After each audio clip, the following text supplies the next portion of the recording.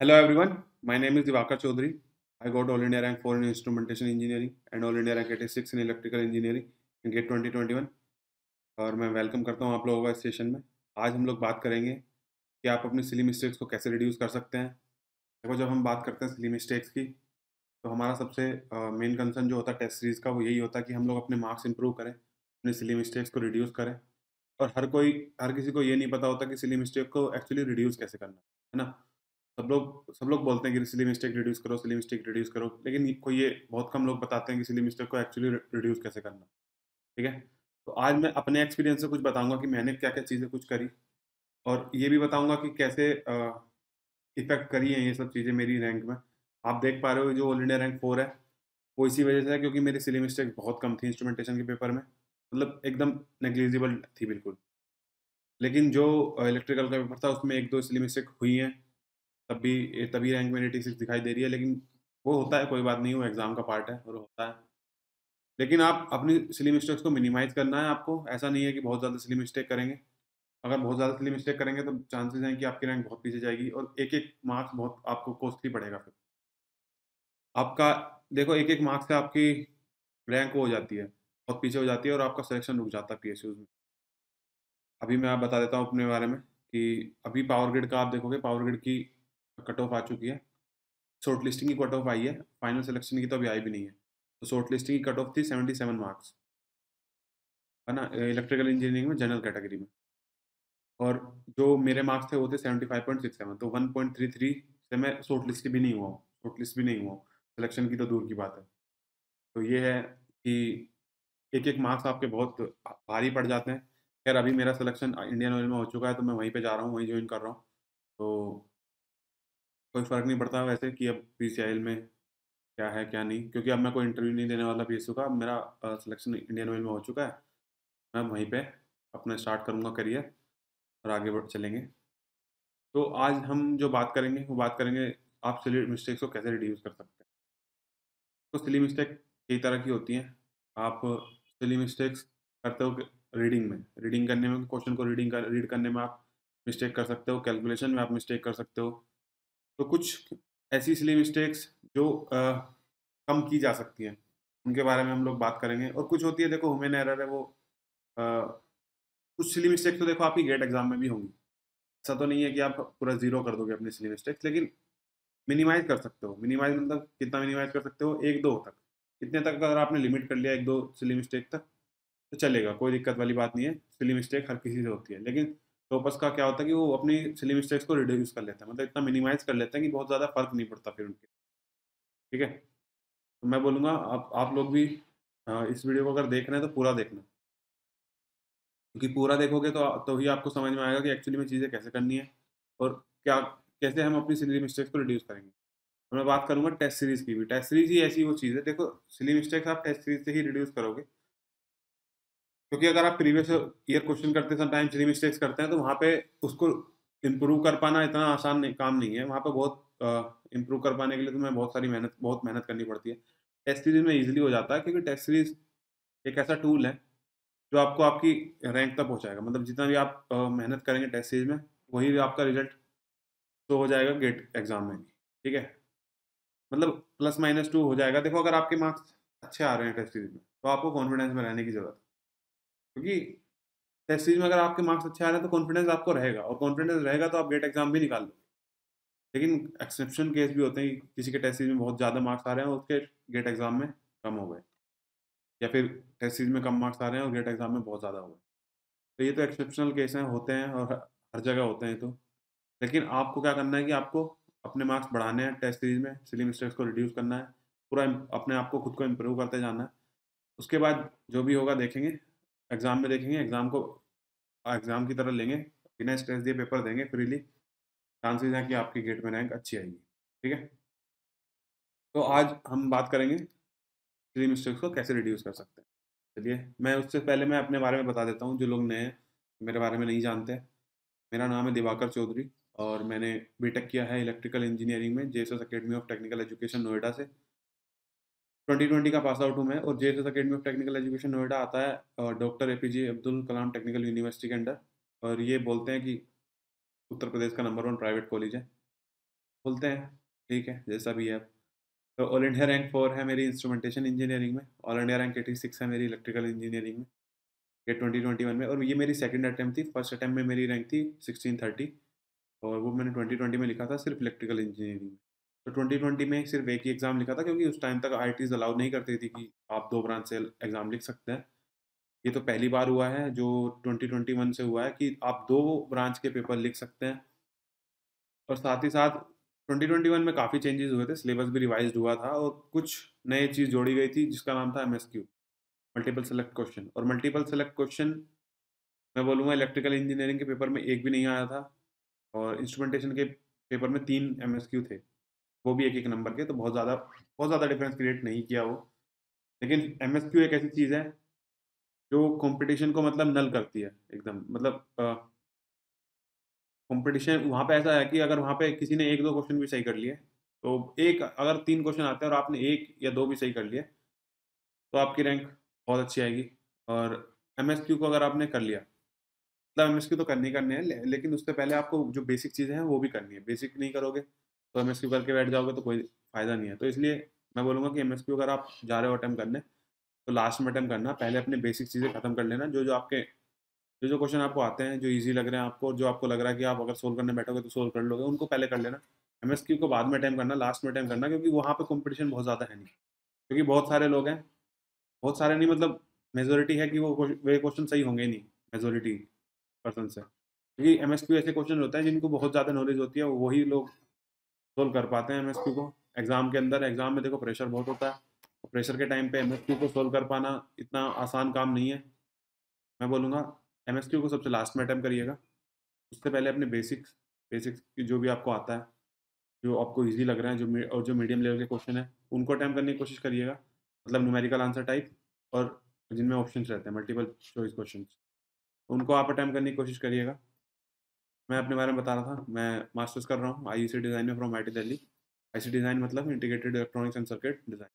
ये वीएलएसआई की ही सिस्टर ब्रांच है। और आईआईटी दिल्ली में 2 तरह के कोर्सेज़ होते हैं, एक आईसी डिज़ाइनिंग और एक वीडीटीटी। वीडीटीटी मतलब वीएलएसआई।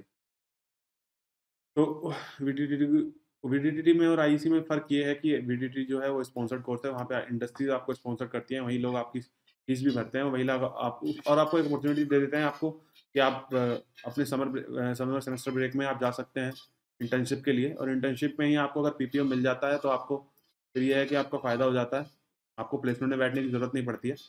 ये फ़ायदा होता है वीडीटीटी लेने का। और वीडीटीटी में सीट्स बहुत ज़्यादा नहीं है, 6 सीट्स होती हैं, और वीडीटीटी में जाने के लिए भी थोड़ा एक्स्ट्रा एफर्ट्स करने पड़ते हैं आपको। गेट स्कोर तो चलता ही है। देखो आईईसी में जो हो जाता है आपका एडमिशन, वो हो जाता है गेट स्कोर के थ्रू। लेकिन जो वीडीटीटी है उसमें आपको इंटरव्यू देना पड़ता है।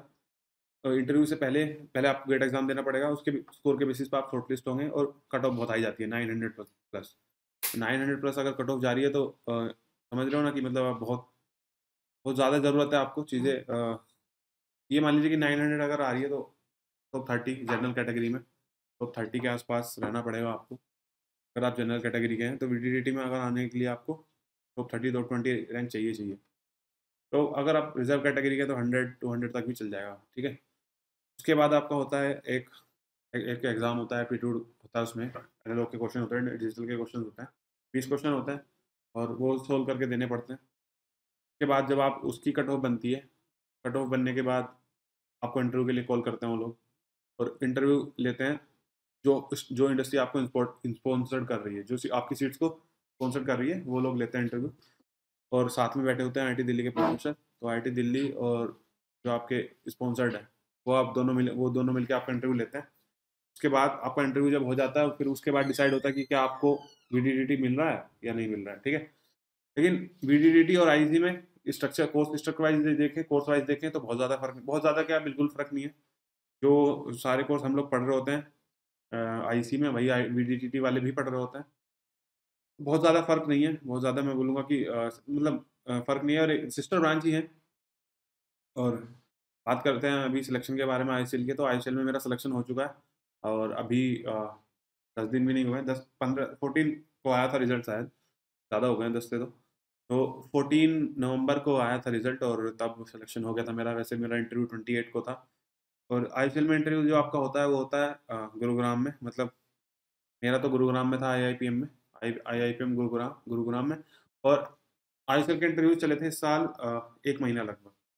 9 अक्टूबर से स्टार्ट हुए और 9 सितंबर से स्टार्ट हुए थे और 8 अक्टूबर तक चले हैं, 8 या 9 तक। और काफ़ी लंबा प्रोसेस था, 1 महीने पहले इंटरव्यू हो रहे हैं, उसके बाद 1 महीने बाद रिजल्ट आया है। और अभी भी ये है कि आपको अभी medical pre pre employment medical examination के थ्रू अभी जाना है, उसके बाद आपको ज्वाइनिंग होगी। तो ये काफ़ी लंबा प्रोसीजर है PSUs का। और देखो मास्टर्स तो अब मैं जब मैं IUCL ज्वाइन कर रहा हूँ तो मास्टर्स तो मैं ड्रॉप ही कर रहा हूँ और मास्टर्स ड्रॉप कर दूंगा। मेरा देखो हमेशा से था कि मैं PSU जाना चाहता था, इसलिए लेकिन मैं मास्टर ड्रॉप कर रहा हूँ क्योंकि मुझे PSU जाना था हमेशा से। लेकिन क्योंकि ऐसा था कि PSUs की सीट लास्ट ईयर बहुत कम थी और मेरी रैंक जो थी 86 इलेक्ट्रिकल में, पिछले साल बहुत लोग स्ट्रगल कर रहे थे, 86 पे भी PSUs नहीं मिल रही थी। इसलिए मैंने क्या किया कि मैंने सोचा कि चलो जब तक PSUs नहीं आ रही है तब तक मास्टर्स ले लेते हैं, बैकअप रहेगा। अगर PSUs में नहीं भी हो पाता है तो मास्टर्स अपने पास रहेगा, 1 साल अपना खराब नहीं होगा। मास्टर्स को कंटिन्यू करेंगे और आगे फिर वहीं से अपना करियर की बनाने की कोशिश करेंगे। तो ऐसा करने के लिए मास्टर्स ले लिया था, लेकिन अभी सिलेक्शन हो गया है IUCL में। तो IUCL ज्वाइनिंग हो जाएगी मेरी दिसंबर में और I am looking forward for it और काफ़ी एक्साइटेड भी हूँ। और अब इसके अलावा मैंने सैमसंग हेवन इंडस्ट्रीज इंडिया में भी काम किया है, मैंने 6 महीने वहाँ पे काम किया था। और ये मेरा कॉलेज प्लेसमेंट के थ्रू हुआ था और पैकेज काफ़ी अच्छा था मेरा, इसलिए उस टाइम पे मैं बता चुका हूँ कि उस टाइम पे जब मेरा सिलेक्शन हुआ था तो ये ही एक मेरा मेन कारण था कि मैंने 2020 में गिव अप कर दिया था गेट एग्जाम पे और मेरी रैंक बहुत पीछे चली गई थी, 1630, मतलब 1630। तो इतने पीछे रैंक जाने का कारण यही था कि मेरा प्लेसमेंट हो गया था सैमसंग हेवी इंडस्ट्रीज इंडिया में। नवंबर में मेरा प्लेसमेंट हुआ था और तभी मैंने गिव अप कर दिया था, तब उसके बाद मैंने पढ़ना लिखना छोड़ दिया था क्योंकि इसकी ज्वाइनिंग जो थी वो जनवरी में थी, 2 जनवरी 2020। तो मुझे दिख रहा था कि अभी 1 महीना मेरे पास है और फिर मैं ज्वाइन कर लूँगा, तब भी मैं गेट का जब ज्वाइन कर लूँगा तो पढ़ तो पाऊँगा नहीं गेट का। मैंने वहीं छोड़ दिया था और उसके बाद मैंने दिसंबर में अपने सेमेस्टर एग्ज़ाम लिखे, दोस्तों के साथ खूब पार्टीज़ करी, बाकी सबके भी प्लेसमेंट्स हो रहे थे, वो भी पार्टीज़ वार्टीज़ करी खूब। तो ये एक थोड़ा-सा केयरलेस एटीट्यूड था, बहुत बेकार एटीट्यूड था और इसी वजह से मेरी रैंक नहीं आ पाई 2020 में, फर्स्ट अटेम्प्ट था। लेकिन कोई बात नहीं, जो भी होता है अच्छे के लिए होता है। और उसके बाद वापस आए, फिर से तैयारी करी दोबारा 6-7 महीने और उसके बाद ये रैंक लेके आया हूँ, ऑल इंडिया रैंक 4 इन इंस्ट्रूमेंटेशन और ऑल इंडिया रैंक 86 इलेक्ट्रिकल में। देखो इंस्ट्रूमेंटेशन में कभी कोई प्लान नहीं था वैसे तो लिखने का कि इंस्ट्रूमेंटेशन में कभी लिखूंगा मैं पेपर, लेकिन IITs ने अलाउ किया था तो मैंने कहा ठीक है, 1500 रुपये की बात है, ज़्यादा बड़ी बात नहीं है, भर लेते हैं एग्ज़ाम। अगर हो सकता है कि इंस्ट्रूमेंटेशन का पेपर पहले होगा तो जाके एक बार देख आएंगे, क्योंकि इस बार क्या था कि CBTs नहीं हो करा रहे थे, बाकी डिफरेंट देखो हर साल कोई डिफरेंट डिफरेंट इंस्टीट्यूट्स CBTs कराते हैं, ऑफलाइन CBTs कराते हैं और वो काफ़ी फ़ायदा देती है, वो आपका माइंडसेट तैयार करती है, वो आपको बताते हैं, वो आपको मतलब एक तरीके से आदत डलवाते हैं कि आप सुबह उठ के आइए, पेपर देने सेंटर पे पेपर जाके दीजिए, तो आपको बिल्कुल सेम माहौल मिलेगा गेट एग्जाम जैसा और पेपर का लेवल भी गेट एग्जाम जैसा ही रहता था उनका। तो CBTs नहीं हो रहे थे क्योंकि कोविड था और इसीलिए मैंने सोचा कि इंस्ट्रूमेंटेशन का भर देते हैं, हो सकता है पहले इंस्ट्रूमेंटेशन का पेपर हो जाए तो एक थोड़ी सी आदत लग जाएगी, एक थोड़ा सा आइडिया हो जाएगा कि सुबह उठ के जाना है और गेट एग्जाम में जो मतलब सेंटर तक जाना है, उसके बाद सेंटर सेंटर क्योंकि मेरा 30 किलोमीटर था तो मुझे पता था कि 30 किलोमीटर सेंटर है, तो थोड़ा सा तो आदत लगानी पड़ेगी खुद को, क्योंकि मैं सुबह जल्दी भी नहीं उठ पाता था उस टाइम पे। सर्दियों में मैंने बड़ी कोशिश करी कि मैं सुबह 6 बजे उठ जाऊँ, 6 बजे उठ जाऊँ, लेकिन नहीं पाता था। तो जब मैं इंस्ट्रूमेंटेशन का एग्ज़ाम लिखा तब मैं सुबह उठ के गया और 30 किलोमीटर्स गया अपने घर से पेपर देने, पेपर दे के आया। तो मेरा माइंडसेट तैयार हो गया था कि एक्चुअली क्या करना है, और एक जो अननेसेसरी प्रेशर होता है ना कि आपको सुबह उठ के जाना है, इतनी दूर जाना है, और ये छोटी-छोटी चीज़ें होती हैं, बहुत छोटी-छोटी चीज़ें होती हैं, लेकिन बहुत अफ़ेक्ट कर देती हैं कभी-कभी आपको, आपको मेंटली मेंटली डिस्टर्ब कर देती हैं ऐसी चीज़ें। तो ठीक है, तो ये मेरी आदत हो गई थी कि अब मैं जा पा रहा था, तो इसलिए मैं वहाँ पे अपना ये एक रूटीन मेरा बन पाया और मैं कर पाया चीज़ें कि अच्छे से। देखो इंस्ट्रूमेंटेशन का पेपर था, बहुत ज़्यादा लोड नहीं था, मुझे ये भी नहीं पता था कि एक्चुअली क्लियर भी नहीं था, IITs ने क्लियर भी नहीं किया था कि एक्चुअली आप अगर आप इंस्ट्रूमेंटेशन में अच्छी रैंक ले भी आते हैं तो एक्चुअली आप कर क्या, आपके पास अपॉर्चुनिटीज़ क्या-क्या हैं, ठीक है? ये आइडिया तो था कि बिल्कुल PSUs में तो नहीं होगा, PSUs में तो कोई अपॉर्चुनिटी नहीं होगी, क्योंकि PSUs के जितने भी नोटिफ़िकेशन आप देखेंगे, उसमें वो लोग बोलते हैं कि अगर आप इलेक्ट्रिकल के लिए पोस्ट के लिए अप्लाई कर रहे हैं तो आपका बीटेक इलेक्ट्रिकल में ही होना चाहिए, और अगर आप इंस्ट्रूमेंटेशन के लिए अप्लाई कर रहे हैं तो आपका बीटेक इंस्ट्रूमेंटेशन इंजीनियरिंग में ही होना चाहिए, या फिर इलेक्ट्रिकल एंड इंस्ट्रूमेंटेशन में होना चाहिए। तो मेरा तो इलेक्ट्रिकल इंजीनियरिंग में बीटेक था, तो मुझे पता था कि मुझे पीएसयूज़ में तो कोई चांस नहीं है, पीएसयूज़ में तो कोई अपॉर्चुनिटी नहीं मिलेगी इंस्ट्रूमेंटेशन में, चाहे कितनी भी अच्छी रैंक आ जाए। और आईआईटीज़ ने ये भी क्लियर नहीं किया था कि इंस्ट्रूमेंटेशन का स्कोर काट के आप एमटेक के लिए यूज़ कर सकते हैं कि नहीं। तो ठीक है, ये पता नहीं था, बहुत ज़्यादा क्लैरिटी नहीं थी, तो इसलिए मेरे माइंड के ऊपर भी कोई प्रेशर नहीं था कि इंस्ट्रूमेंटेशन के पेपर में अगर पेपर खराब भी होता है तो कोई कोई बड़ी बात नहीं है। हमें जाना है इलेक्ट्रिकल इंजीनियरिंग में, और इलेक्ट्रिकल इंजीनियरिंग का पेपर हम अच्छे से देंगे। तो ये सब चीज़ें थी, और इंस्ट्रूमेंटेशन का पेपर दिया, बड़े फ्री माइंड से दिया बहुत ही। अब देखो, मैं कोर सब्जेक्ट भी पढ़ के नहीं गया था इंस्ट्रूमेंटेशन का बेसिकली। इंस्ट्रूमेंटेशन के जो कोर सब्जेक्ट होते हैं, कम्युनिकेशन होता है, उनका ऑप्टिक्स होता है, और ट्रांसड्यूसर होता है, मतलब और जो उनके कोर कोर सब्जेक्ट होते हैं वो मैं पढ़ के भी नहीं गया था। मैं सिर्फ इलेक्ट्रिकल इंजीनियरिंग में जो उनके कॉमन सब्जेक्ट होते हैं वो पढ़ के गया था। और मैं तो देखो, मैं मानता हूँ पूरा पूरा लक था ये। मेरा कोई ऐसा मतलब ऑल इंडिया रैंक फोर एक लकी था, एक तुक्का था कि लग गया। उस दिन अच्छे दिन ज़्यादा अच्छा था मेरा, एक्यूरेसी मेरी बहुत हाई रही। लगभग मैंने 79 नंबर का अटैम्प्ट किया था, और जो मतलब जेन्युइनली अटैम्प्ट किया था, और मेरा एक ही क्वेश्चन गलत हुआ बस। इस वजह से मेरे 77.67 मार्क्स आए। तो इतनी हाई एक्यूरेसी थी, तभी मेरी ऑल इंडिया रैंक 4 आ पाई। अब अगर मैं दोबारा देने बैठूँगा एग्ज़ाम तो चांसेस बहुत कम है, क्योंकि एक्यूरेसी हर बार उतनी अच्छी नहीं रह पाती। लेकिन हाँ, इतना ज़रूर है कि टॉप 50 टॉप 100 में बिल्कुल आराम से मैं इस बार भी कन्वर्ट कर दूँगा, ऐसा कोई वो नहीं है, क्योंकि 80% सिलेबस इलेक्ट्रिकल इंजीनियरिंग का और इंस्ट्रूमेंटेशन इंजीनियरिंग का कॉमन है। कॉमन है तो, और क्योंकि इंस्ट्रूमेंटेशन का लेवल थोड़ा कम होता है, क्योंकि कॉम्पिटिशन बहुत ज़्यादा नहीं है, बहुत ज़्यादा कैंडिडेट्स अप्लाई नहीं करते। 17,000 स्टूडेंट ने अप्लाई किया था लास्ट ईयर, जिसमें मेरी ऑल इंडिया रैंक 4 है, और जो ऑल इंडिया रैंक 86 है वो मेरी 87,000 प्लस लोगों में है। तो मतलब परसेंटाइल आप देखोगे तो ऑलमोस्ट दोनों में ही सेम है, ऑलमोस्ट सेम सही है। इंस्ट्रूमेंटेशन में 99.97 है, और इलेक्ट्रिकल में 99.90। तो काफ़ी अच्छा परसेंटाइल है ये, और अच्छा क्या मतलब, बहुत ही बेस्ट, बहुत ही बेस्ट है। और इतना अगर आपका आ जाता है तो आप भी खुश हो जाते हैं, और मैं भी खुश हो गया था। और देख रहे हो आप, इस रैंक को मैंने कन्वर्ट कर लिया है पीएसयूज़ के सिलेक्शन में। तो मैं उम्मीद करूँगा कि आप लोग भी अंडर 100 रैंक लेके आएँ, और अपना सिलेक्शन पीएसयूज़ में अगर आप जाना चाहते हैं तो पीएसयूज़ में जाएँ, एमटेक में आप इंश्योर करना चाहते हैं अपना एडमिशन तो एमटेक चले जाएँ। तो अगर आप ये सेशन देख रहे हैं तो मैं उम्मीद करूँगा कि आप इस सेशन से अपनी कुछ कुछ अच्छी चीज़ें लेके जाएँ, कुछ जो मैं बताने वाला हूँ सिली मिस्टेक्स को लेकर, सीख के जाएँ एटलीस्ट, ठीक है?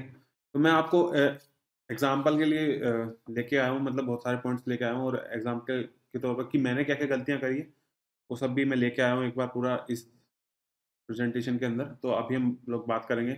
उससे पहले मैं आपको एक लिंक दे रहा हूँ। ये लिंक है टेलीग्राम ग्रुप का, और ये टेलीग्राम ग्रुप है क्रिटिक्स गेट डबल ई का।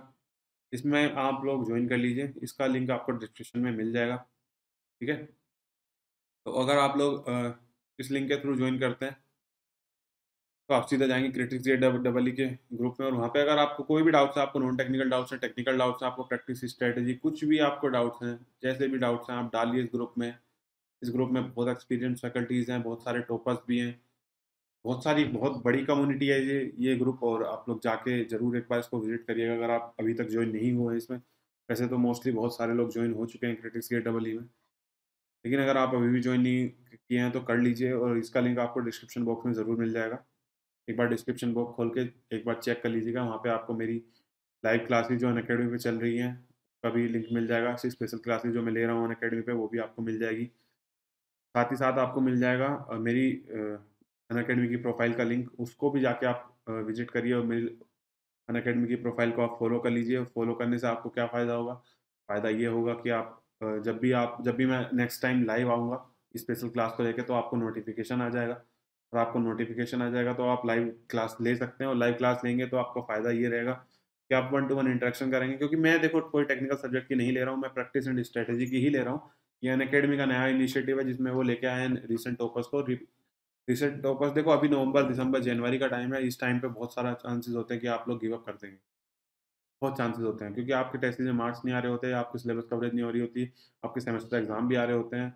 बहुत सारी चीज़ें जब आपके इतना बर्डन आप पे पड़ता है तो आप सँभाल नहीं पाते और आप गिव अप कर देते हैं। अनअकैडमी लेके आया है रिसेंट टॉपर्स को अपने प्लेटफॉर्म पर, वो बता रहे हैं, वो सब अपने एक्सपीरियंस शेयर कर रहे हैं, और यही उसी के थ्रू हम लोग, आप लोग मुझे देख पा रहे हो और मैं बता रहा हूँ आपको कि क्या मैंने फेस किया था।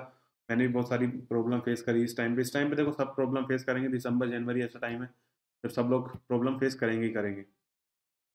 ऐसा नहीं है कि बहुत सारे लोग स्मूथली जाएंगे और सिर्फ कुछ लोग होंगे जो मतलब प्रॉब्लम फेस करेंगे, या आप अकेले हैं इस प्रॉब्लम में कि आप अकेले फंसे हुए हैं। ऐसा बिल्कुल नहीं है।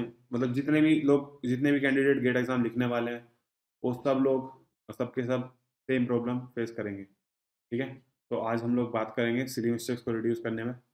लेकिन उससे पहले आप एक बार जाके डिस्क्रिप्शन बॉक्स खोल लीजिए और उसमें देख लीजिए, उसके लिंक विजिट कर लीजिए। मेरी लाइव क्लासेस के भी हैं, मेरी अनअकैडमी की प्रोफाइल के भी लिंक है, ब्रिटिश गेट डबल इलेक्ट्रिकल का भी लिंक पड़ा हुआ है, और बाकी कॉम्बैट अनअकैडमी कॉम्बैट का भी है। अनअकैडमी कॉम्बैट देखो दे दिया करो। खुद मैं अपने आप एक्सपीरियंस बताता हूँ, अनअकैडमी कॉम्बैट एक इतना सही एग्जाम है ना, वो आपकी स्पीड को इंक्रीज करता है। अगर आप लिखेंगे ना उसको, हर बार लिखिए, भले ही आपकी रैंक कुछ भी आए, आप लिखिए, आपकी स्पीड इंक्रीज होगी उससे। ठीक है, स्पीड, और आपको ये भी समझ आएगा कि स्पीड कितनी रखनी है ताकि आपकी एक्यूरेसी हाई रहे, है ना। कई बार क्या होता है कि हम लोग मैं भी कॉम्बैट देता तो मैं बहुत स्पीड में क्वेश्चन सोल्व करता था और एक्यूरेसी खराब हो जाती थी, तो मैं अपने आप को फिर संभालने की कोशिश करता था। और अनअकैडमी कॉम्बैट में आपको मिलती है स्कॉलरशिप भी, 100% स्कॉलरशिप, 75%, 25%, 50%, और मुझे मिली थी 100% स्कॉलरशिप अनअकैडमी में, इसलिए मैं अनअकैडमी प्लस मेरे पास था। ठीक है, गेट मतलब कॉम्बैट के थ्रू ही मिला था मुझे, और मैं बोलूँगा काफ़ी अच्छा है, काफ़ी अच्छा है। अगर आपको प्लस मिल जाता है फिर आप फ्री में मिल जाएगा आपको, बिल्कुल कोई पैसे देने की बिल्कुल ज़रूरत ही नहीं है। और अगर आपको फ्री में कुछ मिल रहा है तो आप बिल्कुल दीजिए, टेस्ट ज़रूर दीजिए, कॉम्बैट ज़रूर दीजिए। और एक्साइटिंग गिफ्ट्स भी होते हैं वहाँ पे। गिफ्ट पहले अमेज़न वाउचर्स होते थे, अभी आजकल JBL के ईयरफ़ोन्स होते हैं, एप्पल के JBL के हेडफ़ोन्स होते हैं, JBL का स्पीकर होता है, और मैकबुक होता है, आईपैड होता है। तो वो सब आपको मिल सकते हैं। आप लोग गेट कॉम्बैट ज़रूर लिखिए। और ये होता है हर संडे 11 बजे, जिसमें होते हैं 20 क्वेश्चन 60 मिनट के लिए, और हर क्वेश्चन के बाद आपको लीडर बोर्ड दिखाया जाता है। हर क्वेश्चन के बाद आपको बताया जाता है कि आप कौन सी पोजीशन पे चल रहे हैं। काफ़ी एक्साइटिंग होता है और काफ़ी मज़ा भी आता है। मैं तो हर बार देता था। मैंने हर कॉम्बैट लिखा है मैंने। मैं आपको अपनी अनअकैडमी की ऐप खोल के दिखा दूँगा। मैंने हर कॉम्बैट लिखा है लास्ट ईयर। ठीक है? क्योंकि मज़ा आता था उसमें। 1 घंटा तो आप ऐसे ही दे सकते हैं, 1 घंटा मैं खाली बैठा रहता था तो ऐसे ही दे देता था। ठीक है? तो आप लोग भी ज़रूर कीजिएगा। उससे पहले मैं बात कर लेता हूँ अनअकैडमी प्लस के बारे में। और अनअकैडमी प्लस में आपको मिलती हैं live classes, weekly test, structured courses, unlimited access आपको मिल जाता है। तो अनअकैडमी के जितने भी नए इनिशिएटिव्स हैं वो सब आपके कवर हो जाते हैं अनअकैडमी प्लस में। मतलब आपको अनलिमिटेड एक्सेस मिल जाता है। आप अनअकैडमी जो भी न्यू न्यू इनिशिएटिव लेके आएगा वो आपको सबसे पहले मिलेंगे। ठीक है, साथ ही साथ देखो सबसे बढ़िया बात क्या होती है, अनलिमिटेड एक्सेस होता है। मतलब आप एक क्लास को कितनी भी बार देखिए, किसी भी टीचर की किसी भी क्लास को कितनी भी बार देखिए, कोई नहीं आपको रोकेगा। ठीक है, और ये फ़ायदा होता है जब आप एक बार चीज़ों को समझ नहीं पाते, आप बहुत ज़्यादा कैची नहीं है, मतलब आप कैच नहीं कर पाते हैं ईज़िली चीज़ें। ऑफलाइन क्लास में क्या होता है कि एक बार टीचर आया, पढ़ा के चला गया, और उसके बाद आप दोबारा पढ़ने बैठे और आपको डाउट्स आ रहे हैं ना, तो आपके पास फिर वो एक्सेस नहीं है, फिर आप टीचर्स को डायरेक्टली कॉन्टैक्ट नहीं कर सकते। मोस्टली ऑफलाइन कोचिंग्स में यही होता है, और मेरे साथ भी ये होता था। तो अनलिमिटेड एक्सेस अगर आपको मिल रहा है प्लस का तो बहुत अच्छी बात है। और मैं तो बोलूँगा ऑनलाइन प्लेटफ़ॉर्म जो अभी की ऑनलाइन की दुनिया है उसमें अनअकैडमी से बेस्ट तो कोई है ही नहीं। जितने भी बड़े-बड़ी कोचिंग्स के टीचर्स थे वो सब लोग यहाँ पे पढ़ा रहे हैं। मैं खुद आदित्य गोयल सर हूँ, मैं महेश्वर राव सर, सुरेश भैया सर, अरवी सर से पढ़ा हूँ ऑफलाइन क्लासेस में। और ऑफलाइन क्लासेस में जब मैं इनसे पढ़ा हूँ तो अलग ही मज़ा आता था। और ये लोग अब अनअकैडमी पढ़ा रहे हैं तो मैं बोलूँगा बिल्कुल आप अनअकैडमी लीजिए। प्लस लेना प्लस लीजिए, आइकॉनिक लेना आइकॉनिक लीजिए। आइकॉनिक में आपको कुछ एक्स्ट्रा चीज़ें मिलती हैं, जैसे आपको मिलता है पर्सनल कोच, जिसमें आपको मिलती है 1 टू 1 गाइडेंस, प्रिपरेशन स्ट्रैटेजी को लेके, और आपको मिलता है स्टडी प्लानर। ठीक है? स्टडी बूस्टर सेशंस आपको मिलते हैं, पर्सनलाइज़्ड टेस्ट एनालिसिस आपको मिलता है, आपको मिलते हैं डेडिकेटेड डाउट क्लियरिंग एजुकेटर्स। ठीक है? आइकॉनिक में कुछ एक्स्ट्रा चीज़ें मिलती हैं। और पर्सनल कोच का मतलब ये होता है कि आपको हमारे जैसा कोई रैंकर बैठा हो, मतलब तो आपके साथ एक कोई ना कोई आपको एक रैंकर होता है गाइड करने वाला पर्सनली। वो आपको पर्सनली बताएगा, आपको सारी चीज़ें बताएगा कि आपकी प्रिपरेशन किस डायरेक्शन में जा रही है, आपको अभी क्या करना चाहिए, क्या करने से आप चीज़ों को सही डायरेक्शन में लेके जाएँगे, क्या भी आपको करना चाहिए कि आपकी प्रिपरेशन बूस्ट होगी, आपकी प्रिपरेशन स्पीड अप होगी, ठीक है? तो एक एजुकेटर और एक टॉपर आपको बताएगा ये बात, और वन टू वन गाइडेंस होना अपने आप में एक बहुत बड़ी बात है, मतलब अपने आप में आपको एक बहुत बढ़िया फीचर है। क्योंकि मेरे टाइम पे भी था, और मैं भी कोशिश करता था कि मैं कोई टॉपर मुझे मिल जाए जिससे मैं बात कर सकूँ, कि मैं अभी मुश्किल में फँस रहा हूँ, तो वो मुझे बता सके कि अभी मुझे क्या स्टेप लेना है और कैसे मैं इस मुश्किल से बाहर निकलूँगा। तो ठीक है, वो उस टाइम पे अवेलेबल नहीं था और नहीं मिलता था। लेकिन मैं बोलूँगा यूट्यूब पे काफ़ी टॉपर्स की वीडियोज़ थी उस टाइम पे, मैं भी देखता था, और जैसे अभी आप मुझे देख रहे हैं, ऐसे ही मैं भी कुछ टॉपर्स को देखता था। जैसे नाम गिना सकता हूँ, शुभम डाबी सर, शिवम सर, और शुभम अग्रवाल सर, आभास रॉय, और टॉर्क 4712 का एक चैनल है, वो भी मैं देखता था, प्राजक्ता टावरी मैम। इन लोगों के यूट्यूब चैनल्स में ज़रूर देखता था, और ये लोग वीडियोज़ अच्छे बनाते हैं आपको। और मैं देखो, इनकी वीडियोज़ में ऐसा होता है कि ये होता है ना कि अगर वो 20 मिनट की 30 मिनट की वीडियो बना रहे हैं, वैसे तो नहीं है कि 20-30 मिनट वो इफेक्टिव सारी चीज़ें अच्छी बातें कर रहे हैं, लेकिन जो भी अच्छी है वो निकाल लेता था, जो भी उनके मेन पॉइंट्स हैं वो निकाल लेता था, अपनी प्रिपरेशन में अप्लाई करने की कोशिश करता था, और सोचता था कि हाँ, सही जा रहा हूँ, सही डायरेक्शन में जा रहा हूँ, और काफ़ी मुझे हेल्प मिली है उन चीज़ों से। तो अगर आप मेरी ये वीडियोज़ देख रहे हैं, तो मैं कहूँगा कि आप पॉजिटिव चीज़ें निकाल लीजिए इससे, ठीक है? और अपनी प्रिपरेशन में अप्लाई करने की कोशिश करिए, है ना?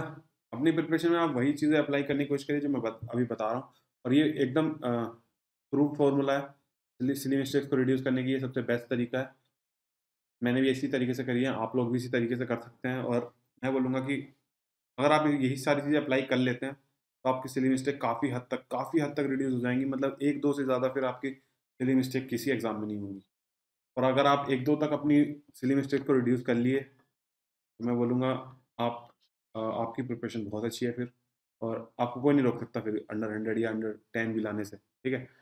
देखो, अंडर 100 के बाद थोड़ा लक मैटर करना स्टार्ट कर देता है, अंडर 200 के बाद भी थोड़ा लक स्टार्ट कर देता है मैटर करना, क्योंकि वहाँ फिर ये होता है कि कुछ आपको टफ क्वेश्चन बनाने हैं, तब आपको आगे बढ़ेंगे।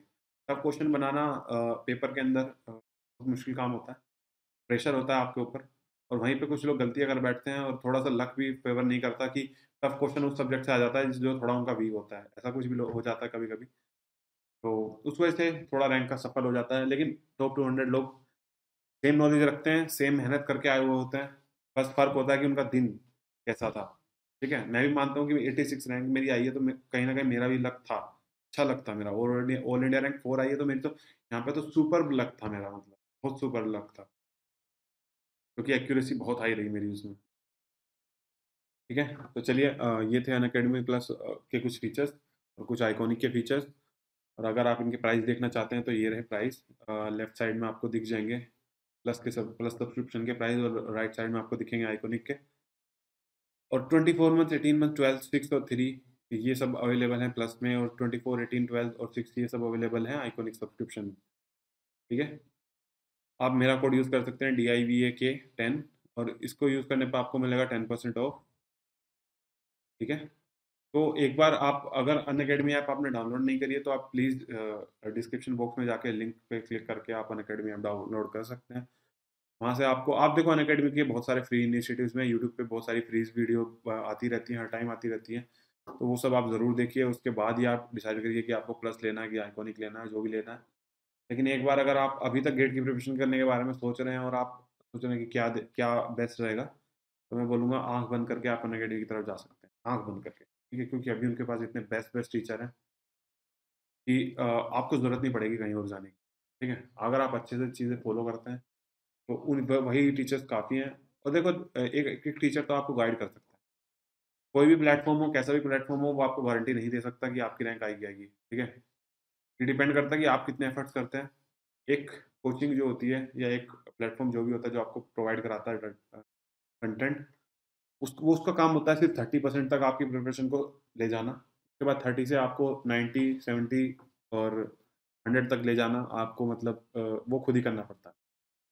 वो सब तो आपको खुद ही करना पड़ेगा। आपके कितने एफर्ट्स हैं, आप कितना स्ट्रिक्ट हैं अपने आप को लेके, और कितने डिसिप्लिन है, कितने डेडिकेटेड हैं, कितनी आपकी स्ट्रॉन्ग विल पावर है, आप कितनी चाहते हैं कि आपका एग्ज़ाम निकले। ये सब डिसाइड करता है आपकी रैंक आएगी कि नहीं आएगी। कोई किसी भी कोचिंग में एडमिशन लेने से या किसी प्लेटफॉर्म में लेने से कोई गारंटी नहीं है कि आपका सिलेक्शन हो ही जाएगा। ठीक है, ये जेन्युइन बात है मेरी, मेरे खुद का पॉइंट ऑफ व्यू है, और मैं एक्सपीरियंस हूँ, मैं क्योंकि 2.5 साल लगभग प्रिपरेशन किया हूँ, पूरा एक्सपीरियंस मुझे है, मुझे पता है कि कौन कितना क्या कैसे पढ़ाता है। ठीक है, तो मैं बोलूँगा अगर आप खरीदना चाहते हैं तो ले लीजिए, DIVA के 10 आप लगा लीजिए, 10% आपको मिल जाएगा। चलिए आज बात करते हैं अनअकैडमी के नए फीचर के बारे में। तो अनअकैडमी ने एक नया फीचर डाला है अपनी ऐप में, वो है अनअकैडमी आस्क का डाउट। इसमें आपको मिलते हैं, आप अनलिमिटेड डाउट पूछ सकते हैं, किसी भी टाइम डाउट पूछ सकते हैं, हाई क्वालिटी वीडियोस आपको मिल जाते हैं सोल्यूशन की, हिंदी और इंग्लिश में। ठीक है, आपको एक्यूरेट सोल्यूशन मिलते हैं, लाख इंस्टेंट एंड एक्यूरेट। ठीक है, मतलब ये होता है, देखो मैं भी जब ऑफलाइन कोचिंग कर रहा था तो मैंने 2018 में अपनी कोचिंग स्टार्ट करी थी। टाइम पे क्या होता है कि टीचर आया क्लास में, वो पढ़ा रहा है, और जब आप मतलब ये है कि जो भी आपके डाउट्स हैं क्लास के टाइम पे, वो आपने पूछ लिए, सिर्फ वही पूछ लिए, टीचर ने आपके डाउट क्लियर कर दिया वहीं पे। लेकिन उसके बाद टीचर चला गया, सब्जेक्ट खत्म हो गया, अब टीचर के आपके पास कोई एक्सेस नहीं है कि आप टीचर को डायरेक्टली मैसेज कर सकें, डायरेक्टली कॉन्टैक्ट कर सकें कि आपके ये डाउट्स आप क्लियर कर दिए। ऐसा कोई भी फीचर हमारे पास अवेलेबल नहीं था ऑफलाइन क्लासेस में, और यही बड़ी दिक्कत थी। जब मैं रिवाइज़ करने बैठता था, बहुत सारे डाउट आते थे, तो उन डाउट्स को कैसे, कई बार तो ऐसा हुआ कि डाउट डाउट ही रह गए, क्लियर ही नहीं हुए। लेकिन मैं कोशिश करता कि अगर डाउट आए हुए हैं तो या तो अपने दोस्तों के पास जाऊँ, जो लोग तैयारी कर रहे हैं, मेरे साथ बहुत सारे लोग तैयारी कर रहे थे क्योंकि मैं कॉलेज में था। कॉलेज में बहुत सारे लोग तैयारी, हमारे कॉलेज में देखो ऐसा रहता था कि एक क्रेज़ है अलग ही गेट एग्ज़ाम का। गेट एग्ज़ाम, यूपीएससी, सीपीएससी, तो ये सब इन एग्ज़ाम का क्रेज़ है हमारे यहाँ पे, और बहुत सारे लोग प्रिपरेशन करते हैं, कैट की भी करते हैं, जेआरई की भी करते हैं। ठीक है, तो प्लेसमेंट्स का क्योंकि सीन इतना ज़्यादा अच्छा नहीं है हमारे कॉलेज में, और इसीलिए लोग ये सब तैयारी करते हैं, आगे बढ़ते हैं। तो एक कॉम्पिटिटिव माहौल रहता है हमारे यहाँ पे, और मेरे दोस्त भी तैयारी कर रहे थे गेट एग्जाम की, तो मैं उनके पास जाता था कि मुझे ये डाउट आ रहा है, तुझे आ रहा है क्या, तुझे समझ आ रहा है? तो अगर उसको समझ आ रहा है वो मुझे बता देगा, उसको नहीं समझ आ रहा तो फिर डाउट डाउट ही रह जाता। तो अनअकैडमी ने आपकी ये परेशानी दूर कर दी है, वो लेके आए हैं अनअकैडमी आस्क का डाउट फीचर, जिसमें आपको मिलते हैं अनलिमिटेड डाउट्स। आप कितने भी अनलिमिटेड डाउट्स पूछ सकते हैं, किसी भी टाइम पूछ सकते हैं, अपनी कन्वीनियंस के हिसाब से पूछ सकते हैं। आपको सोल्यूशन मिल जाएगा हाई क्वालिटी में, इंग्लिश और हिंदी में, और आपको मतलब बहुत सारे डेडिकेटेड एजुकेटर्स लगे हुए हैं कि आपके डाउट इंस्टेंटली सोल्व किए जाएँ। कई बार क्या होता है कि डाउट्स का वर्कलोड बहुत ज़्यादा होता है, और उसी वजह से कई बार एजुकेटर्स इंस्टेंटली सॉल्यूशन नहीं दे पाते, क्योंकि लिमिटेड ही एजुकेटर्स हैं और कैंडिडेट्स लाखों में हैं, ना?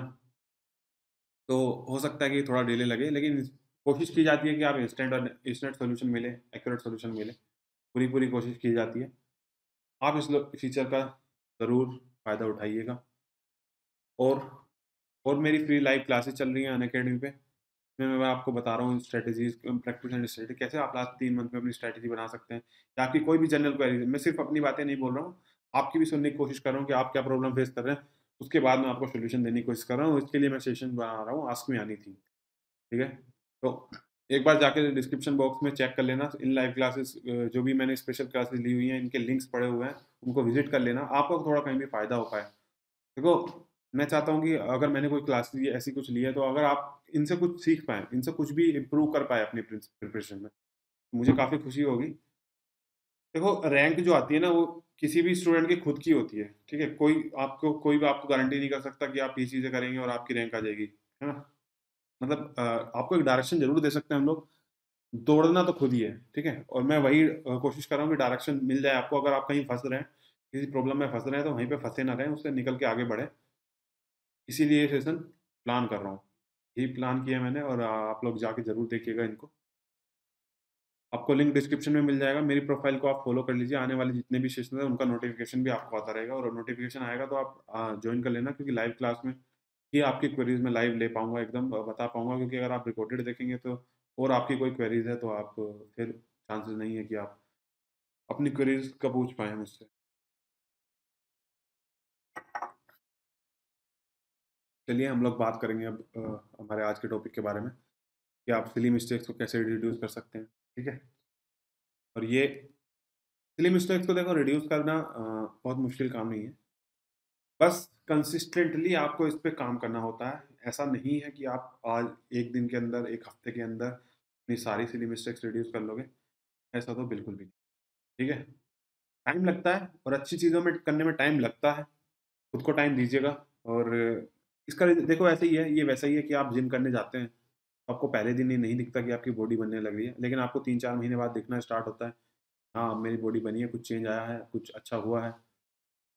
तो वैसा ही इसके साथ भी आपको स्लिम स्टिक्स अगर आप आज से स्टार्ट करेंगे तो आपको 2 महीने बाद दिखाई देना चालू होगा कि हाँ, मेरी स्लिम स्टिक्स बहुत मिनिमाइज़ हो गई हैं और मैं अब काफ़ी ज़्यादा इम्प्रूव कर चुका हूँ अपनी एबिलिटीज़ को। और ऐसे ही करना होता है, बस ऐसे ही होता है और तो कुछ नहीं है। देखो जब और सबसे बढ़िया टूल आपको स्लिम मिस्टेक्स को रिड्यूस करने का है, वही है टेस्ट सीरीज़। टेस्ट सीरीज़ देखो किसी की भी लोगे, सब में आपको ये फीचर ज़रूर मिलेंगे। मार्क फॉर रिव्यू का आपको मिलेगा, सेव एंड नेक्स्ट का मिलेगा, और आप में क्वेश्चन लीव करने का भी मिलता है और ऐसा भी मिलता है कि mark for review and answer, ठीक है? तो कई सारे फीचर्स आपको मिलते हैं और ये सब आपको पता होने चाहिए। अगर आप टेस्ट सीरीज़ लिखना स्टार्ट अभी तक नहीं किया है, तो आप ट्रबल में हैं, ठीक है? क्योंकि अब टाइम नहीं है, बहुत ज़्यादा टाइम नहीं है। नवंबर ऑलमोस्ट खत्म हो चुका है, दिसंबर बचा हुआ है, जनवरी आपके पास है। इसमें आपको टेस्ट सीरीज़ लिखनी ही लिखनी है, टेस्ट सीरीज़ अच्छे से लिखिएगा, ठीक है? कोशिश करिएगा कि टेस्ट सीरीज़ में जितना ज़्यादा टेस्ट लिख सकें लिखिएगा, क्योंकि जितना ज़्यादा टेस्ट लिखेंगे उतना ज़्यादा आप इम्प्रूव करेंगे। और सिर्फ टेस्ट ही नहीं लिखने, टेस्ट के बाद एनालिसिस भी करना है। बिना टेस्ट, क्योंकि अगर आपने टेस्ट लिख लिए, 200 टेस्ट भी लिख लिए, कोई फ़ायदा नहीं है अगर आपने एनालिसिस ही नहीं किया किसी टेस्ट, क्योंकि फिर आपने इम्प्रूवमेंट नहीं करी है, आप सिर्फ जो थे उसके थ्रू आप बस अपने आप की कैपेबिलिटीज़ बार-बार चेक कर रहे हैं और कुछ नहीं, इम्प्रूव नहीं कर रहे हैं। टेस्ट सीरीज़ जो होता है वो आपके मार्क्स देखने के लिए या आपकी क्या रैंक आ रही है इसके लिए नहीं होता। और मुझे हँसी आती है, एक बंदा था, पता नहीं उसका नाम मैं भूल चुका हूँ, उसने एक्चुअली किसी टेस्ट सीरीज़ का उसने जो एक डेमो टेस्ट होता है ना, उसने डेमो टेस्ट दिया, ईएससी का टेस्ट दिया उसने, और पहला ही टेस्ट था उसका वो, ठीक है? मतलब वो प्रिपरेशन कर रहा होगा, उसका पहला ही टेस्ट था। डेमो टेस्ट देखो इस तरीके से डिज़ाइन करे जाते हैं कि उसमें आपके मार्क्स अच्छे आएँ, ठीक है? बहुत बेसिक रखा जाता है और क्योंकि वो ईएससी का था तो बहुत और ज़्यादा बेसिक रखा जाना उसके चांसेस पूरे थे। तो उस बंदे के 300 में से 227 के आस-पास या 222, 221, 222 के पास उसके नंबर थे। तो उसने स्क्रीनशॉट खींच के, मतलब पहला टेस्ट दिया था उसने वो। स्क्रीनशॉट खींच के उसने मुझे भेजा और मुझसे पूछता है कि सर क्या ये अच्छे मार्क्स हैं? मतलब मुझे हँसी आ रही थी उस टाइम पे क्योंकि वो पहला टेस्ट था उसका, ठीक है? तो वो मुझसे वैलिडेट करना चाह रहा है कि सर ये अच्छे मार्क्स है कि नहीं? तो 300 में से 221 मार्क्स आए हैं उसके पहले टेस्ट में, वो मुझसे वैलिडेट कर रहा है। मैं फिर मुझे समझ आया कि हाँ, नूब है थोड़ा, नूब है एकदम, मतलब इसको अभी कोई आइडिया नहीं है, कोई एक्सपीरियंस नहीं है इसको कि आगे आने वाले टाइम में क्या होने वाला है। तो डेमो टेस्ट देके खुश हो रहा है और लग रहा है इसको कि ये सी तो मेरे हाथ बाएँ हाथ का खेल है, ठीक है? तो अगर आप में से कोई है वो, तो आप समझ गए होंगे, ठीक है? जो भी है। और ऐसे काम मत किया करो यार, है ना? तुमने पहला टेस्ट लिखा है, तो तुम पहले टेस्ट में ही, मतलब ठीक है तुम्हारे अच्छे मार्क्स आए लेकिन वो डेमो टेस्ट था, समझ रहे हो? तुम अभी एक्चुअल बैटलफील्ड में तो तुम अभी कूदे ही नहीं हो। तो आगे बढ़ते चलो, बहुत ज़्यादा किसी किसी के वैलिडेशन की आपको ज़रूरत नहीं है। और वो बंदा प्रॉपर्ली स्क्रीनशॉट लेके स्टेटस लगाया था, स्टोरी लगाया था इंस्टाग्राम पे प्रॉपर्ली, और गाना भी लगाया था उसके पीछे। तो गाना था बारिश की जाए, ठीक है? तो जो भी था, बारिश की जाए में एक लाइन है ना कि सूरज से भी कह दो अपनी आग बुझा के करे, कुछ ऐसी कुछ लाइन थी, तो वो लगाया हुआ था। मतलब मुझे बहुत हँसी आई मुझे कि मतलब क्या कर रहे हैं लोग। ठीक है, जो भी था। वो तो अपनी खुशी के लिए लोग करते हैं, करिए, कोई दिक्कत वाली बात। तो मैं बोल रहा हूँ कि अगर आप टेसीज़ दे रहे हैं, तो वहाँ पे आपको एक मार्क फॉर रिव्यू का ऑप्शन मिलेगा, mark for review and answered का भी एक ऑप्शन मिलेगा। जब आप मार्क फॉर रिव्यू करते हैं तो उसमें एक पर्पल कलर आ जाता है, लेकिन जब आप mark for review and answer करते हैं, तो उसको एक उसपे एक पर्पल वो तो आता ही है कलर, उसपे साथ में ग्रीन वो भी आता है डॉट, ग्रीन डॉट आता है या ग्रीन बॉक्स आ जाएगा, ठीक है? और ऐसा आता है तो उससे समझ आता है कि हाँ, मैंने ये क्वेश्चन आंसर किया है, लेकिन मैंने इसको ये मार्क फॉर रिव्यू भी किया है, मतलब मैं इसको बाद में देखूंगा, ठीक है? तो ये है कि mark for review option can also be use effectively to finish visiting all the question in around 1 hour approximately, ठीक है? देखो अब देखो, सिली मिस्टेक्स आपकी कहाँ होंगी, ये आपको पता नहीं है ना, अभी अभी आपको पता नहीं है कि आपकी सिली मिस्टेक किन क्वेश्चंस में। तो शुरू के 2-3 टेस्ट दे लो, अच्छे से दे लो, और जो सिली मिस्टेक्स हो रही हैं, एक बार उन क्वेश्चंस को एनालाइज़ करने की कोशिश करना। तो आप पाओगे कि आपकी सिली मिस्टेक जो हो रही है वो कैलकुलेशन में हो रही है या फिर क्वेश्चन पढ़ने में हो रही है ना? तो आप सारे क्वेश्चन को तो मार्क फॉर रिव्यू नहीं करोगे, क्योंकि आप अगर थ्योरेटिकल क्वेश्चन है तो उसमें तो चांसेस ही नहीं है कि आपकी सिली मिस्टेक्स होगी, सिवाय इसके कि आपने क्वेश्चन को गलत पढ़ा है।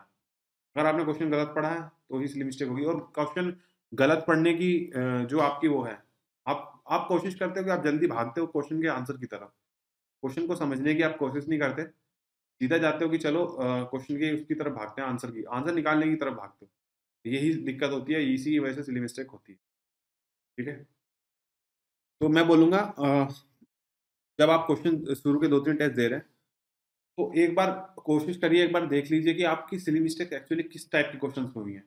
आप पाएंगे कि जिनमें कैलकुलेशन थोड़ा ज़्यादा थी उनमें सिली मिस्टेक हुई है, या फिर क्वेश्चंस को रीडिंग करने में दिक्कत हुई है। और अगर क्वेश्चन की रीडिंग करने में सिली मिस्टेक हुई है तो मैं बता रहा हूँ आप क्वेश्चन को टाइम दीजिएगा, थोड़ा अपनी रीडिंग हैबिट को थोड़ा सुधारिएगा।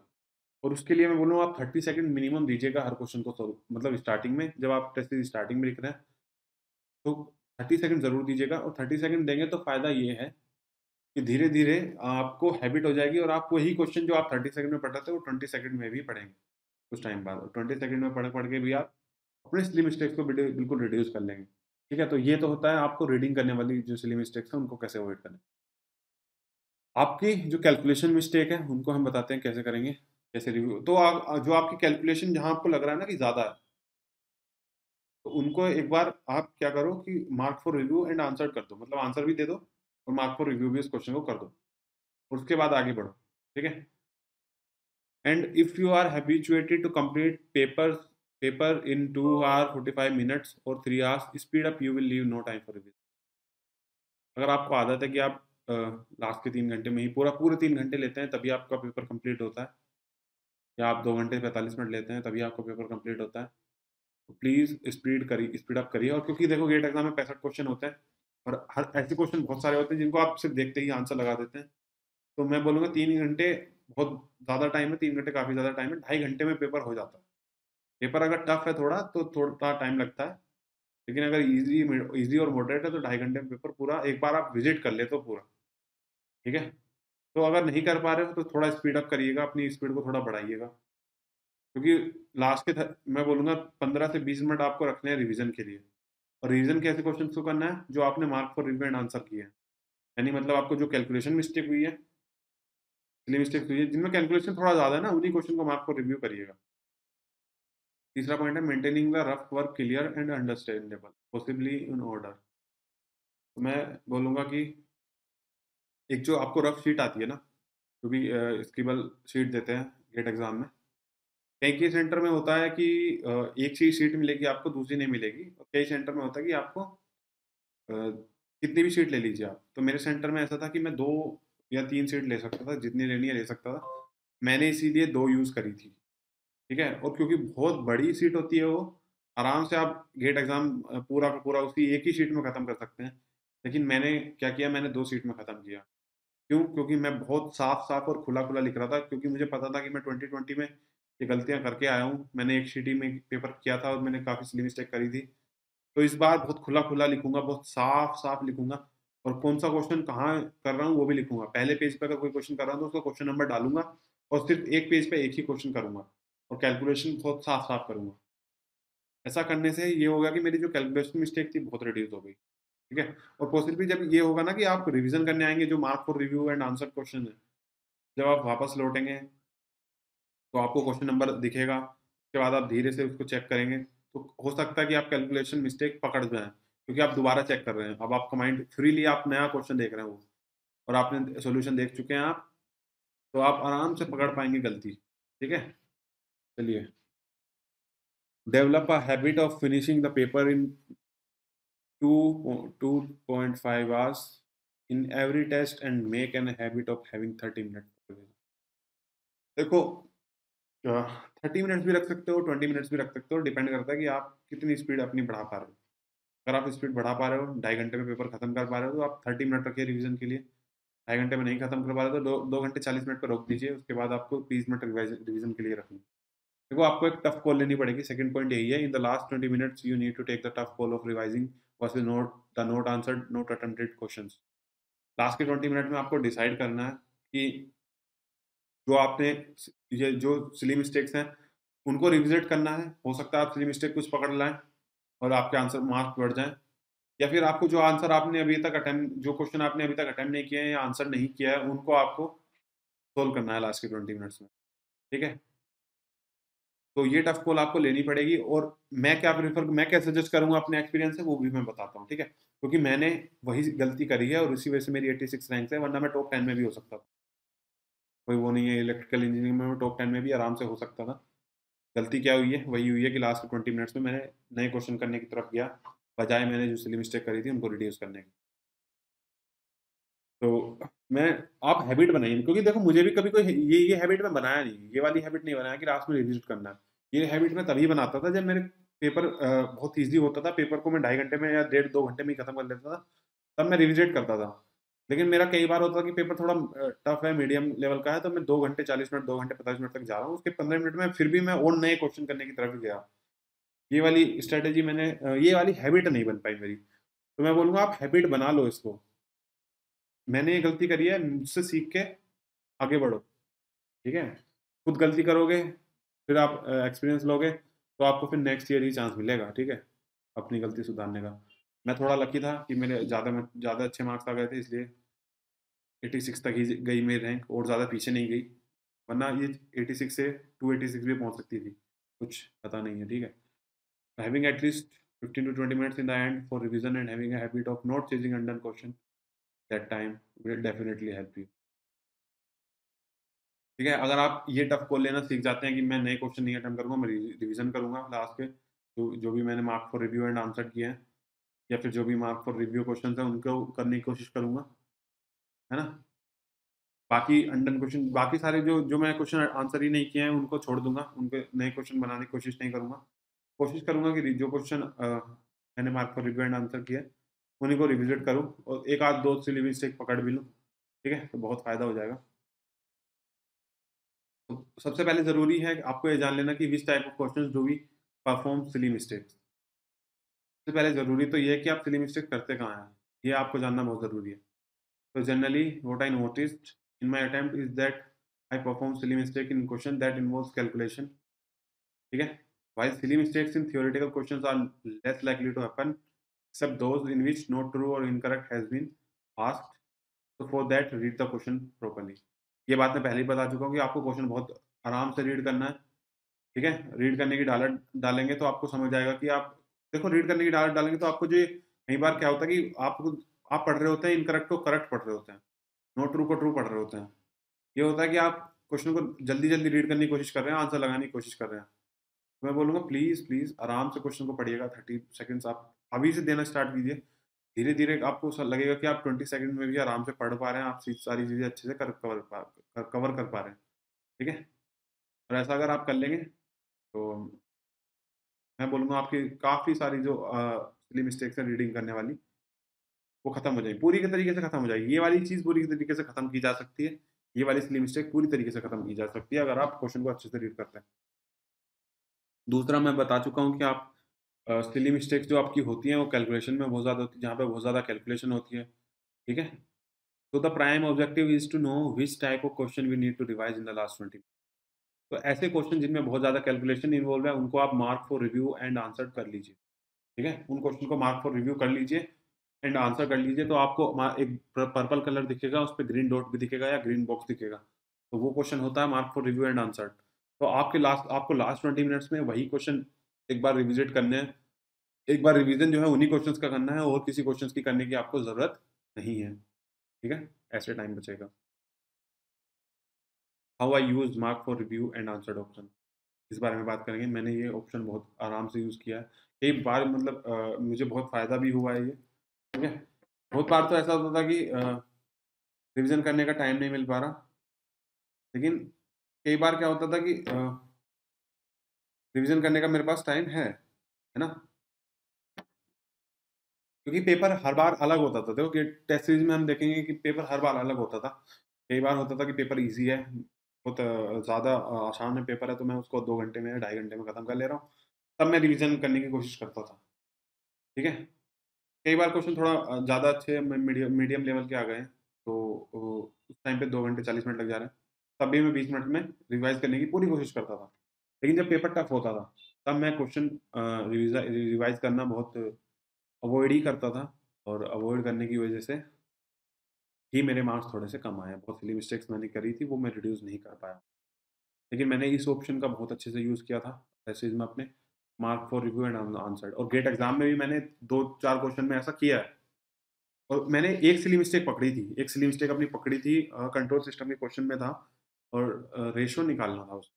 नेटवर्क का क्वेश्चन था एक्चुअली उसमें, लेकिन लाप्लास डोमेन में सोल्व करके उसका इम्पीडेंस निकालना था। और वहाँ पे +23 और +25 के 2 ऑप्शन थे। मेरा आंसर आ रहा था +23। तो मैंने जब दोबारा उसको रिविजिट किया तो मैंने एक माइनस साइन की गलती पकड़ी, उसको +25 किया। तो मैं सही बता रहा हूँ, वो 2.67 मार्क्स मेरे ले जाता। 2 मार्क्स जो मुझे मिले हैं वो हो जाते, -0.67 वो भी हो जाते। मेरे 2 मार्क्स वो ले जाता और मेरी रैंक बहुत पीछे जाती, 150 पार हो जाती। तो मैं बोलूँगा बहुत, इसलिए मिस्टेक रिड्यूस करने का बहुत फ़ायदा हुआ। 86 मेरी रैंक है क्योंकि मैंने कुछ क्वेश्चंस में सिली मिस्टेक्स रिड्यूस करी। हालाँकि बहुत सारी सिली मिस्टेक्स भी करी, ठीक है? 2 सिली मिस्टेक्स करी मैंने, 2। मैंने 1/√2 पाई को मैंने वो ग्रेटर देन 1 लिख के आया मैं, है ना? ग्रेटर देन, मुझे ऐसा लग रहा था ऑप्शन में ग्रेटर देन 0 है। पता नहीं कैसे माइंड चल रहा था उस टाइम पे कि ग्रेटर देन 0 है, ग्रेटर देन 0 है। तो मुझे लगा था 1/√2 पाई तो ग्रेटर देन 0 तो है ही। लेकिन एक्चुअली वो लेस देन 1 पूछा था। तो 1/√2 पाई तो लेस देन 1 ही होता है। मैंने ग्रेटर देन 1 लगाया। गलती हुई, -0.7 गया और 2 मार्क्स भी गए। अगर ये होते तो मैं बहुत अच्छे 2.67 और बढ़ जाते मेरे, और मेरे मार्क्स हो जाते 8 समथिंग, 8 के आसपास हो जाते, 78.33। तो उतने पे तो 78.33 पे तो मैं आराम से आ जाता 28 rank.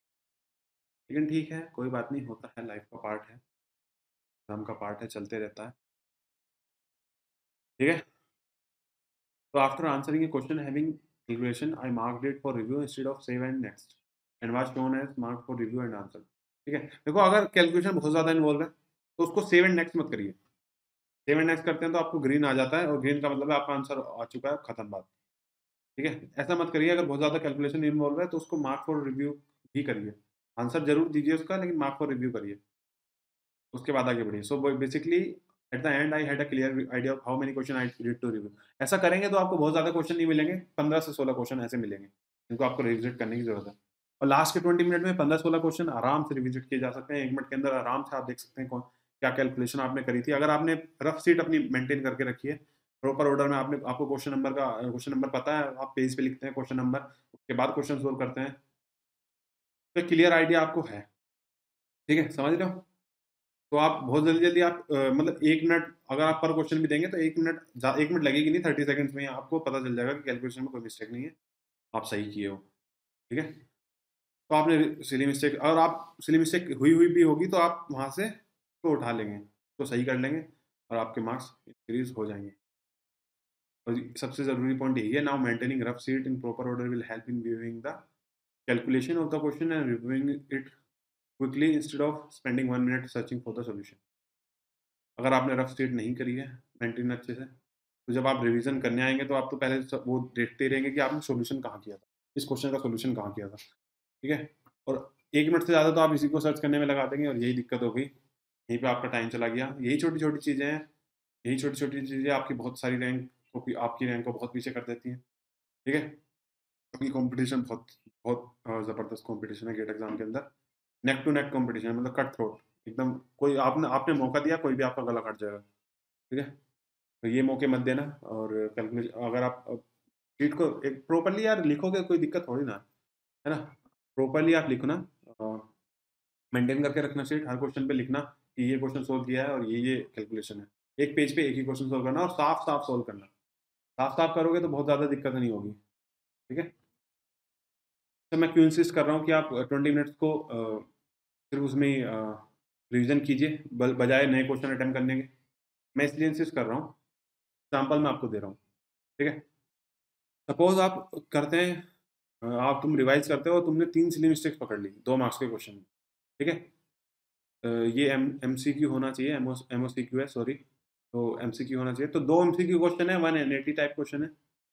That made a difference. देखो, 2 नंबर के क्वेश्चन थे, 3 क्वेश्चन थे, 2 इंटू 3, ठीक है? कितने मार्क्स बैठे? 6। प्लस 0.67 इंटू 2, क्योंकि आपके नेगेटिव भी जाने वाले थे, माइनस 0.67, 2 क्वेश्चन में 2 एमसीक्यू थे वो, तो 2 इसकी मल्टीप्लाई करेंगे तो 7.33 मार्क्स है। सपोज आप स्कोर करते हैं 71.67, ठीक है, सपोज आपका फाइनल रिजल्ट आता है 71.67, आप स्कोर कर लेते हैं, और तो अगर आपने रिवीजन नहीं किया होता तो आपके मार्क्स कितने होते हैं? 71.67 में से आप 7.33 रिड्यूस कर दीजिए तो 64.34 मार्क्स आपके होते। तो सपोज आपने लास्ट के 20 मिनट में आप क्वेश्चन करने गए होते, आप रिवाइज नहीं किया होता, आप क्वेश्चन करने गए होते 1-2 मार्क्स के, है ना, तो अगर आपने 1-2 मार्क्स के 2 मार्क्स क्वेश्चन कर भी लिए तो आपके 66.34 मार्क्स हो जाते, या 68.34 मार्क्स हो जाते। और अगर तुम गलत कर देते उनको, और marking them wrong also and ending up with 63, आप गलत कर देते हो उनमें और आपके मार्क्स 63 हो जाते, है ना। तो आप देख सकते हो कि कितना बड़ा डिफरेंस क्रिएट करता है। 7 नंबर तो समझ लो आप 200 से सीधा 2000 पहुंच गए हो। 7 नंबर का मतलब ये होता है, सही बता रहा हूँ मैं। ये 2020 में यही हुआ है, 7-8 नंबर में 200 से सीधा 2000, 2000 नहीं तो कम से कम 1400-1500 तो गई है रैंक 200 से, ठीक है। तो इतना इंपॉर्टेंट आप देख सकते हो, समझ रहे हो, कहीं सिलेक्शन नहीं होगा, आपकी एमटेक भी नहीं मिलेगी अगर आपको इतना डिफरेंस आ गया। एमटेक में भी सीट अच्छी नहीं मिलेगी आपको। अगर आपकी 200 रैंक आ रही थी, आपकी 1400 आ गई, एमटेक में सीट भी अच्छी नहीं मिलेगी। जनरल कैटेगरी की बात कर रहा हूँ, ठीक है। तो you can figure out the rank difference in each case, तो clearly best case is revising the question, ठीक है। सबसे बेस्ट केस क्या है? आप क्वेश्चंस को रिवाइज करिए, बजाय नए क्वेश्चंस को सोल्व करने के लास्ट के 20 मिनट्स में। कोशिश करिए कि अगर आप कोई सिली मिस्टेक पकड़ पाते हैं तो पढ़ लीजिए। Even after this I had a silly mistakes of 2 marks, I could not eliminate silly mistake but I could clearly minimise. का मतलब ये है कि अगर आप इतना सारा काम करेंगे तब भी चांसेस पूरे पूरे हैं कि आपकी सिली मिस्टेक रहेगी 2-3 मार्क्स की। और 2-3 क्वेश्चन, 2 क्वेश्चन, मैं बोलूँगा कि 2 क्वेश्चन में अगर आपकी सिली मिस्टेक रह भी जाती है, कोई बड़ी बात नहीं है। सिली मिस्टेक्स को एलिमिनेट कर पाना इतना आसान काम नहीं है, तो बहुत मुश्किल काम है सिली मिस्टेक्स को ज़ीरो कर पाना, ठीक है। लेकिन आपने क्लियरली मिनिमाइज़ तो कर दिया है इसको। मिनिमाइज़ करने की वजह से ही आपके 7.33 मार्क्स का फ़र्क पड़ा है। आप 64.34 पे एंड होते, और हो सकता है आप नए क्वेश्चन अटेम्प्ट करने गए होते और आपके क्वेश्चन गलत हो गए होते तो और भी कम होता आपके मार्क्स, ठीक है। लेकिन आपने रिवीजन करने का फैसला लिया, और 64.34 से आप सीधा चले गए हैं 71.67 पे। रैंक का डिफरेंस आप देखिएगा, फाइनली रैंक का डिफरेंस जब आपका रिजल्ट आएगा ना, तब आप इसका डिफरेंस देखिएगा। तब आपको समझ में आएगा कि आपका ने जो फैसला लिया था, जो डिसीजन आपने लिया था, ब्रेव डिसीजन होता है, बहुत बहुत ब्रेव डिसीजन होता है ये। आपका माइंड रेडी नहीं होता इस चीज़ को एक्सेप्ट करने के लिए कि मैं रिवीजन करने जाऊँ, क्योंकि आप सोचते हो कि रिवीजन करूंगा और गलती नहीं पकड़ पाया तो बड़ी दिक्कत होगी। लेकिन जब आप रिवीजन करेंगे, मैं सच बता रहा हूँ, आप पकड़ेंगे, गलती पकड़ेंगे आप। मैं खुद बता रहा हूँ, मैंने नहीं पकड़ी क्या। मैंने प्लस 23 आंसर था, +23 और +25 या मैंने उसको, या जो भी था, या उल्ट या वाइस वर्सा कुछ ऐसा ही था। गेट 2021 में ये क्वेश्चन था, इम्पिडेंस की वैल्यू पूछी हुई थी, आप देख सकते हैं, नेटवर्क का क्वेश्चन था ये। इम्पिडेंस की वैल्यू पूछी हुई थी लाप्लास के टर्म में, ठीक है। वहाँ पे +23 +25 का ऑप्शन है, न्यूमरेटर में है अभी, ठीक है। तो आप देखेंगे वो गलती होते होते मैंने बचा ली, और 2.67 मार्क्स मेरे बढ़े, और मैं 150 के बाहर हो जाता, और 150 के बाहर हो जाता तो बहुत कम चांस थे कि मेरा सिलेक्शन आईयूसीएल में होगा, बहुत कम चांस थे। लेकिन अभी मैं 86 पे हूँ, मेरा सिलेक्शन आईयूसीएल में हो गया है। तो वो सिली मिस्टेक्स को रिड्यूस करने से ही हुआ है, ठीक है। मैं भी आपको बोलूँगा कि आप भी प्लीज़ जो मैंने बताया वो करिए, ठीक है। और आज के सेशन में रखते हैं हम इतना ही। अगर आपको ये वीडियो अच्छी लगी हो, आपको ये वीडियो पसंद आई हो, तो प्लीज़ लाइक कर दीजिएगा, शेयर भी कर दीजिएगा इस वीडियो को, बेल आइकन दबा दीजिए, इस चैनल को सब्सक्राइब कर लीजिए। और जो जितने भी लिंक है ना, जितने भी लिंक अभी आप डिस्क्रिप्शन बॉक्स खोल के देखेंगे तो आपको वहाँ पे कई सारे लिंक दिखेंगे। अनअकैडमी की प्रोफाइल पे आपको मेरा अनअकैडमी की ऐप पे मेरे प्रोफाइल का लिंक भी आपको वहाँ पे दिखेगा। उसको विजिट कर लीजिए एक बार। अगर आपको कुछ भी क्वेश्चंस हैं, आपकी कुछ भी जनरल क्वेरीज हैं, अनअकैडमी ऐप पे जाकर मुझे फॉलो कर लीजिए। वहाँ पे आप मैसेज भी कर सकते हैं, मैं मैसेज में रिस्पॉन्ड कर देता हूँ, हमेशा रिस्पॉन्ड करता हूँ। ऐसा नहीं है कभी मैंने किसी को रिस्पॉन्ड नहीं किया हो। बहुत कम, मतलब बहुत कम का ज़ीरो, ऑलमोस्ट ज़ीरो, कभी नहीं हुआ होगा शायद। थोड़ा टाइम लग सकता है क्योंकि यार मैं भी बिजी हूँ थोड़ा, अभी चल रहा है एमटेक, तो मैं ड्रॉप ही करने वाला हूँ। तो अभी मेडिकल्स के लिए भी जाना है, मेडिकल के लिए भी जाना है, आईसीएल की काफ़ी सारी तैयारी करनी है। जाने की ज्वाइनिंग की कुछ, तो बिज़ी हूँ थोड़ा, लेकिन ऐसा नहीं है कि मैं आपके, अगर आप मुझे मैसेज करते हैं तो मैं कभी रिप्लाई नहीं करूँगा। रिप्लाई कर दूँगा, मैं हमेशा रिप्लाई करता हूँ, सभी लोगों को रिप्लाई कर देता हूँ मैं। तो मैं बोलूँगा, जाके एक बार डिस्क्रिप्शन बॉक्स में लिंक सारे देख लीजिए। मेरी लाइव क्लासेस वहाँ पे चल रही हैं, लाइव क्लासेस के लिंक भी डिस्क्रिप्शन बॉक्स में पड़े हुए हैं, उनको एक बार विज़िट कर लीजिए। वो इस प्रैक्टिस एंड स्ट्रैटेजी से रिलेटेड सेशंस है, और अगर मैं बोल रहा हूँ आप उसको, उससे अगर आप कुछ भी निकाल पाए ऐसा, मतलब कोई भी ऐसा कोई पॉइंट निकाल पाए जो आपकी प्रिपरेशन में हेल्प हो करेगा, तो मैं बोलूँगा मेरा उन सेशंस को लेने का जो मोटिव था वो सक्सेसफुल रहा। कुछ कोई किसी की भी हेल्प हो पाई, किसी के भी 1-2 मार्क्स बढ़ पाए उन वजह से, तो मेरा मोटिव सक्सेसफुल हो जाएगा। लेकिन मैं भी उम्मीद नहीं करता हूँ कि बहुत सारे लोग सीरियस हैं लाइफ में। बहुत सारे लोग सीरियस नहीं हैं। बहुत कम लोग होते हैं जो गेट एग्ज़ाम को लेके या फिर किसी भी एग्ज़ाम को लेके सीरियस हैं। और ऐसे लोग ही एग्ज़ाम निकालते हैं, बाकी लोग तो सिर्फ़ भीड़ बनाने आए हुए हैं एग्ज़ाम में, और कुछ नहीं है।